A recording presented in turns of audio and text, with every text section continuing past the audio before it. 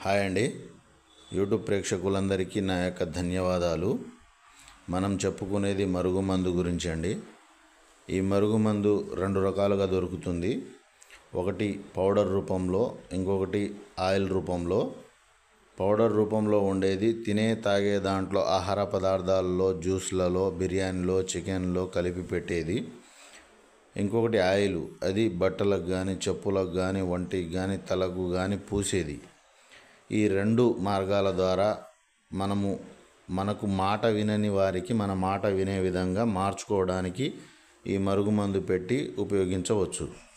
అయితే దేనికి ఉపయోగించాలంటే భార్యాభర్తల మధ్య గొడవలు ఉన్నా, లేకుంటే భార్య మాట వినకపోవడం, భార్య భర్త మాట వినకపోవడం, లేకుంటే ఇవాళ రేపు తల్లిదండ్రుల మాట వినకుండా పిల్లలు ఉండడం, అలాంటి పిల్లలకు కానీ, లేకుంటే ప్రేమించి పెళ్లి చేసుకుంటా అని చెప్పి మోసం చేసిన వారికి కానీ, లేకుంటే మనకు